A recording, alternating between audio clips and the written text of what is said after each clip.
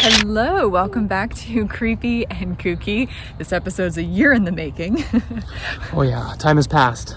Cozi Orlen, everyone, from Mount Sinai, the first episode, which is where we're here again today. Hello, Cozi Orlen. Hi, how's it going?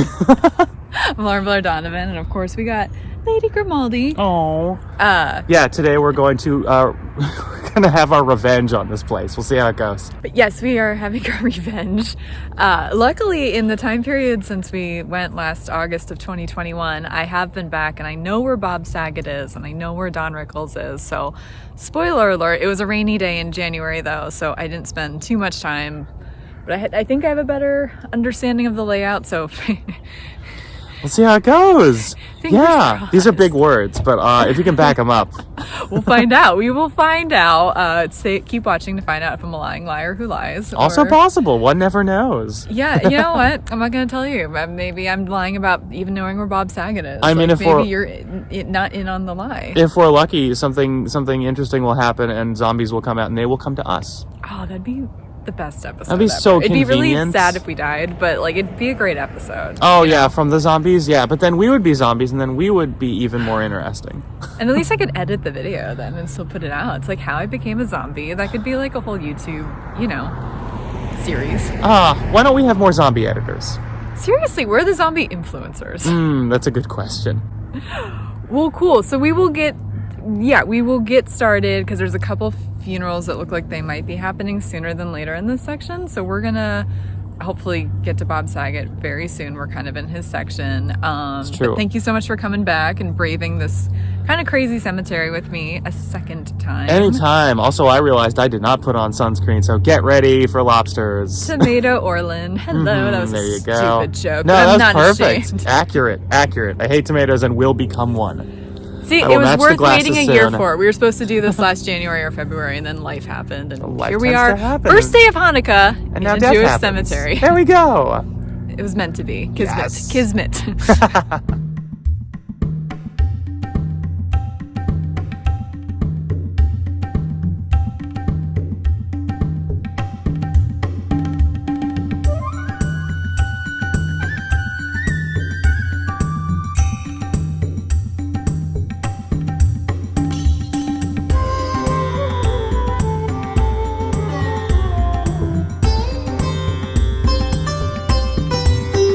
It took us a minute, weirdly enough, but Robert L. Saget, loving and devoted husband, father, son, uncle, brother, friend, who brought people together and made them laugh. A very great man. Aww. I really like that a lot because I feel like it's so documented that it's true. Yeah, I mean, it's very provable, and also we are people for whom that happened, so... Mm-hmm. Yeah, hey, he made us laugh. We were brought together right now in that we're doing this. This is crazy. We're vouching for you, Bobby. So many graves are beloved, great people, whatever, and it's well, maybe not. So we just had a lovely conversation with another celebrity grave seeker of the stars, and he met Bob. It wasn't a friend, but he had worked with him on a show. It was a stand-in. Yeah, and had really good experience with him. We almost, Cozi was just saying, he was like, should we talk to him on camera? And I was kind of in the same thought too, but I was like, we're already having such a nice conversation. I don't want to make it weird. Yeah, that's a very good call. You want to be on our YouTube channel? Yeah, but Bob Saget. We could talk about him. It's exciting. That one, celebrity deaths don't usually hit me too hard. They're always a little bit shocking, but Sure. When you've lost your own people, it's a little you just have a perspective where you're like, well, this isn't my tragedy. Bob's death was hard though. That one really rocked me, and I think he was someone I actually really wanted to meet. Oh, of course. Because he just seemed, I got into his podcast right before he died, the months before, and I was like, he just seems like the loveliest man. Aw. He has such a good reputation. He just seems like I wanted to be his friend, which is weird. I don't usually have these parasocial fantasies about celebrities, but I felt that way even though he's old enough to be my dad. Yeah, sure. But I wanted to be his friend. So when he died so unexpectedly, I was like, what? Yeah, it was a surprise. It felt sort of like it was out of nowhere, because it was out of nowhere, because it was a tragedy, and those are different than death sometimes. Freak accident. That's it. Yeah, I mean, I was a big diehard Full House fan growing up. I did not watch a lot of sitcoms. Most of them you could ask me about, and I would say no. But yeah, I was never into most sitcoms, but that one I watched constantly, and you know, it was such a big thing of like, oh, there's one guy on it who's the funny guy, the comedian. I guess I'll bond with him, you know, parasocially in that way on TV. But also all the other people mattered too in so many other ways, and they sort of leak in. And you're like, oh, there's the cool guy. Sure, we all kind of want that. Oh, and then there's the one who's the father figure, and he's also funny. Great, everyone's funny in this, so they all matter.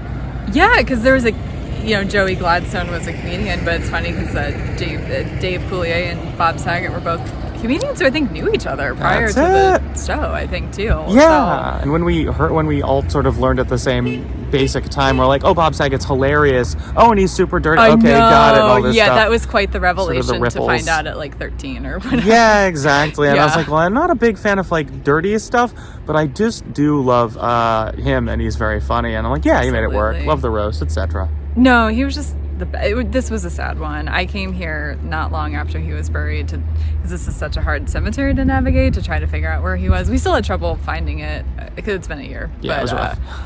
But yeah, God, this was not someone I thought we'd be visiting upon our return when we left the cemetery in August of 2021. So a pleasant surprise. Unpleasant surprise? Either way. Well, he's dead, so I think it's unpleasant. Kind of both. Well, if he had to die, I guess it's cool we can visit him, but it's cool that we found him, This was not on my 2022 bingo. I'm not thrilled he passed, so. No, sure, in general, of course. This is not, what I was hoping for, but I'm glad we found him, so.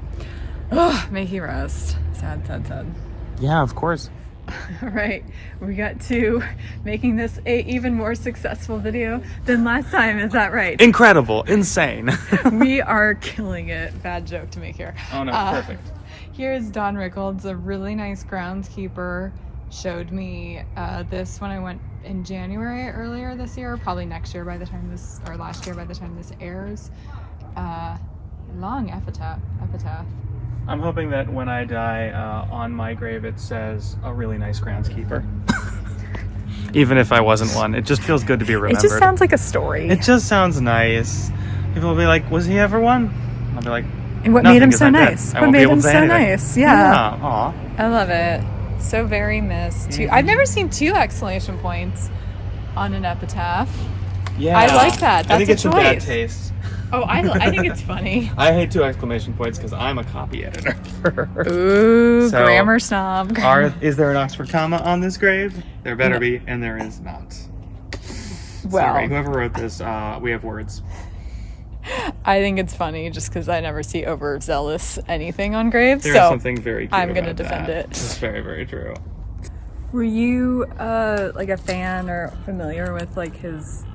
Because he was around for forever. Yeah, of course. Yeah, I mean, I saw him in a lot of random things and like movies and Comedy Central shows and things like that. And yeah, I mean, I'm sure the concept of roasting probably was introduced to me by him on some level. Oh, yeah, he was such a...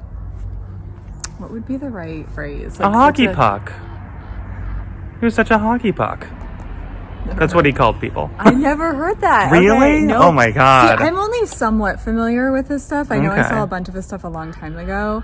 But I rewatched recently all of Kathy Griffin's My Life on the D-List. Oh, wow, nice. And he made a cameo or 2. Aw, that's so great. I love it. It was lovely, but also very funny in a salty way, which I appreciate because, as we've talked about, it's... in LA, people don't like to go dark. Sure, it's very true. Don't like to offend, which is good because sometimes people are offensive. But there's also a difference between going dark and being offensive.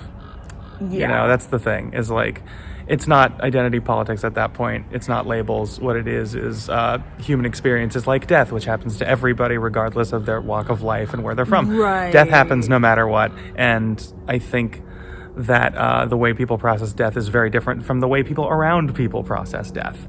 The way people around people process death is with a lot more delicacy than the people going through it.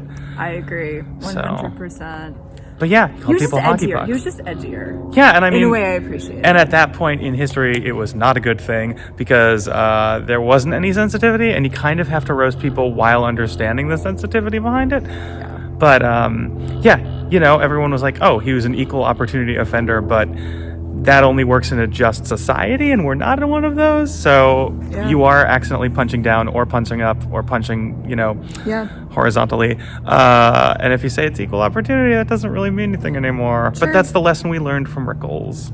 Well, not from him, but...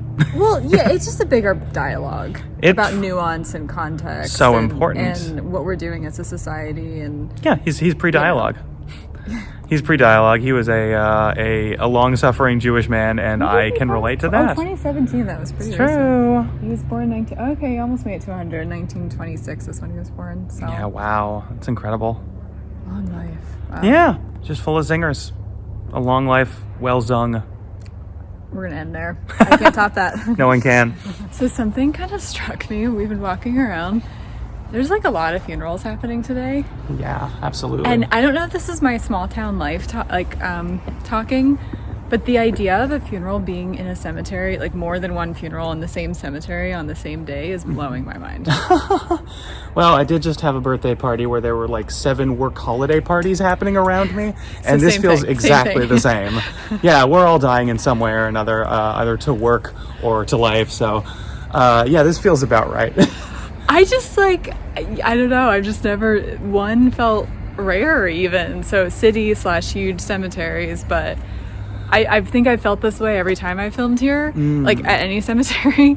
And I was like, no, I need to document this because now I can articulate it. But I'm like, another hearse, another location of chairs. Like what? I mean, here's the real question to me is if two people who know each other well have birthdays near each other, they share a celebration. Does that happen for funerals? Or like double wedding. A joint, yeah, like do you get a joint funeral or double funeral? I feel like it's the only smart move, especially if there's people in common. If we die the same week, do you want a double funeral? Yeah, let's double funeral it. I don't want to steal people from your funeral. I don't want you stealing people from my funeral. No, we know a lot of the same people. We got a combo funeral. It's pragmatic. It's the only way to do it. That way everyone gets to mourn together and have fun. Well, okay, let's hope we die the same week. It's the only way. It's more fun that way. Hopefully not too soon. I hope we have like you're invited. You're invited. We should do it with save the date for whenever. We should like 4 or 5 of us should die around the same time, so we can just have like a real big blowout. Serious, it'd be hilarious because we only know comedians. It's true. Oh my god, what a good time! I can't wait. Yeah, that's gonna be really fun. Get ready, set the dates. You're invited. RSVP. Save the date. There it is. Yeah. Save the date. We don't know yet. Bye. Yeah. This is still not well laid out. Like, we got a dead end back here. We're trying to be, we think over there. I'll like upload a photo. That looks impossible for the grave we're looking for. Takamoto, what's the first name? I don't remember because it's been too long. Disney animator though. Yeah, I thought I had a handle. An amazing list of credits. Definitely a pioneer on some level. I looked him up after the fact. My brain's kind of mushed today. No, but relatable. He worked on, I think, everything back in the old days on some. Yeah, Scooby-Doo. like prolific. Yeah. And the photo is hilarious because it just doesn't look possible. So we went upstairs to get an aerial view, and now there's only one way down, and there's no elevators. So it's like, why is this so poorly constructed? This whole cemetery. Because even when we were looking for Bob Saget, the numbers made no sense. They went vertical up and down, not horizontal, which took us a minute to figure out. It would be really scary getting stuck in a cemetery elevator. I've been in some at Hillside. Yeah? How many got stuck? No, but... Are there firefighters at a cemetery that will help you in that elevator? I'm sure there's a, Could they find the grave? I'm sure they have done that before. Yeah. For some reason. Gotta be. But yeah. Found Don Rickles easily, yay. Bob Saget, I kind of forgot. I saw him when he still had roses all over his grave, so a little less identifying. And I conflated how close he was to his parents, but if we can get 3, I will feel very good. That'd be amazing. So let's tic-tac-toe this. Let's just get 3. We don't even need Connect 4, we just need tic-tac-toe. Look at this baby, just going, just sightseeing. Look at you. Such a baby. Creepy Cam. think you're the bunny ears. Oh my god. I had a moment. We did it. It kind of makes sense now. There's a whole Yeah, gated section we were kind of ignoring, I guess, or it wasn't showing up. I don't know. That's it. We were never here. We found it. My days are special because you were part of me. Aw. This is very sweet. I love Aw, it. with his wife. Yeah. I was like, oh, we found the wrong one, and then, yeah. Husband and wife. They lived to be about the same age since they were like 10 years apart. Wow. Pretty close. Gosh. I'd say. Oh, and he's got a pen on it. I love it. Oh, I love that. That's a good move. We looked at his credits, and he did a lot of Hanna-Barbera stuff. Lady and the Tramp, Sleeping Beauty, and Cinderella Yeah, are his like tons. most prolific. and Lots of most Disney, famous. just like instrumental in so much animation. Which like, yeah, makes sense. 1920s he was born, so Yeah, the list just goes on and on and Yeah. on. It's incredible. I mean, and the technology was so much worse back then too. So I'm sure his hands were killing him. oh yeah. But what's cool is like, I mean, he was born about the time animation was becoming a more common thing. Yeah. And right before Disney kind of exploded on the scene. Mm. So, because they were more the 30s, Disney. Right. And Snow White was either 37 or 39, I always forget, but because both of those years were big years for movies in general. But yeah, like, so he would have been 20 in 1945. So like 30 in 1955. So like, that's a good age to come up if you're going to be an animator. Even though point remains, yeah, his hands were probably killing him. Yeah, that's but, a full career's worth. But like a lot of the kinks had already been worked out. True. And he got to help polish it. Yeah, I would it's imagine. impressive. That's Yeah. what I would interpret. So Yeah, and I remember he had so many different titles to his name by that point, yeah. and just onward. Well, I'm glad we found him. Yeah, same. Because we same. tried, and it makes a little sense why it was confusing to find. I don't remember the exact map we were looking at and what it told us was wrong versus right, but at least thank goodness for this one photo we found. Because it's so took cool a minute, but we found it. It's cool to find an elevated spot here, in a Yeah. way. Yeah, I was surprised. I was like, oh, I was looking up, how do we possibly get to this thing? And then it was easy. Because it's semi-elevated, but Yeah. you only But need then a ramp to get up. The whole graveyard's also kind of elevated in this 'Cause it's- weird way, yeah. Yeah, it's on a lot of uneven hills. So True. But yeah, grew up watching Saturday morning cartoons and going to see these movies and had all those Disney clamshell cases for VHSs, so it's all there. 100% in our DNA. Yeah. Also, I think Scooby-Doo stuff, so I mean... Hanna-Barbera. Yeah, so so the groundskeeper was all wearing a mask the whole time, some kind of Frankenstein mask. That's very Scooby-Doo. Love it. It's not bad. I will do a pan around in case anyone else has trouble finding his grave. Yeah. The temple is kind of a building or two that way, and then this is an area. I don't know which section we're in anymore offhand. Sorry, my brain's not working as always in cemeteries. But the nice and thing is that there's this this is- cool octagon of, Yeah. of like palm tree twins, and that is And then incredible. I'm that's the sorry. wall of Jews over there that we covered extensively in the first episode. I'm sorry, is this an octagon? This is a this is like a sexagon, right? 1, 2, 3, 4, 5, 6. Yeah, okay, we got a sexagon. 7 is septagon. It's I think. sexier. Yeah, exactly.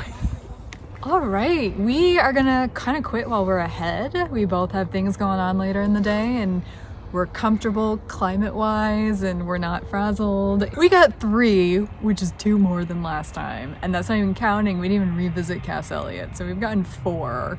So I'm happy. Like, Same. I think we would did rather good work. quit where we're ahead and not frustrated. Yeah, I don't even look like a lobster. This is great. And we What a got to talk shock. to a man that met one of the deceased we were visiting, who was very nice. I low-key wish we asked for his Instagram or something. Felt like a Absolutely. ghost. It felt like an angel. Did like we this meet anyone? random Did person he in really town ever from New exist? York. Yeah, exactly. Incredible. Who knows? Yeah, But we did this good was- work. This was fun. It was actually one of the most relaxed outings I think I've had. That's part of why I took a little break. I don't know if you know that. I don't know if I knew that either. I recently had an episode of Samantha Jane like 2 months ago as of filming this.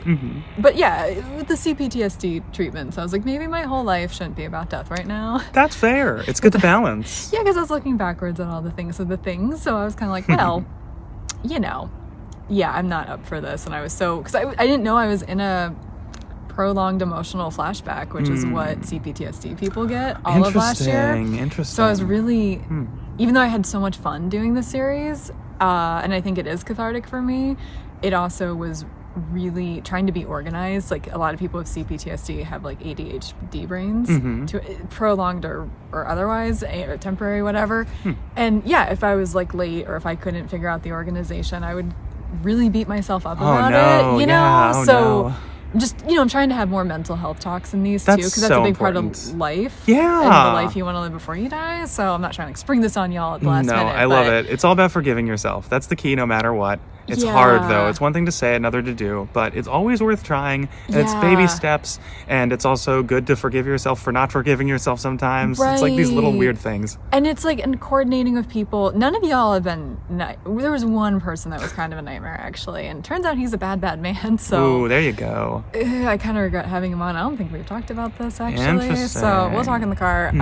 But yeah, he could go to jail. Like, it's bad. Yeah. That'll happen. That'll happen. Comedy. Woo! So it's like the things we learn. That was the other thing too, though. Like most people were great about scheduling, but a lot of people, you know, like everyone's busy. Stuff comes up. COVID was real. I think that's a part of why we kept extending when we were going to film this. And that's just another burden, even if it's no one's fault, to like when you're organized, it's your project, you know, and I was just getting so frazzled. I'm like, this is starting to become not fun. So I'm slowly getting back into the things of the things. Well, here's the new mindset. Here's the nice thing. People who are dead continue to be dead, and they are not going anywhere. True. Evergreen. I guess you don't get undead. Yeah, they're on a different schedule than we are, as in no schedule. So they're here when we need them. Fair. They will be here when we need them in 20 years. We can't assume we're going to live forever either. Well, we'll just meet them in a different way at that point. If that's how it works. It's a good I have point. a lot of skepticism. Well, there's a lot of different ways. We could just be meeting them as in sharing the graveyard with them. True. I could at least for this one. True. I think could. I'm so confused about my background. That's only something I've hinted at, but fair. Because it's too complicated. It's complicated. I get it. But it was really nice having you back, at least for the second one, because I don't always bring the same people back to, like, sometimes I mix and match, but we had such a day. Yeah, oh my God. That it was like, you have to come back for the redemption. Redemption's better. I actually like revenge better. Thank you. So, you know, and we got a few. I know there's a few that were specific to your list, like Francis Bay, who I recognize. But, oh, yeah, but not any more specific than Rickles. Come on. Yeah. So I think we hit the good ones today. Yeah, I'm happy. So, yay, we conquered. I think that's the middle ground between revenge and redemption. I'll take it. Absolutely. All right. Well, stay tuned for our social medias and all that jazz, and stay alive until next time. Have a good one.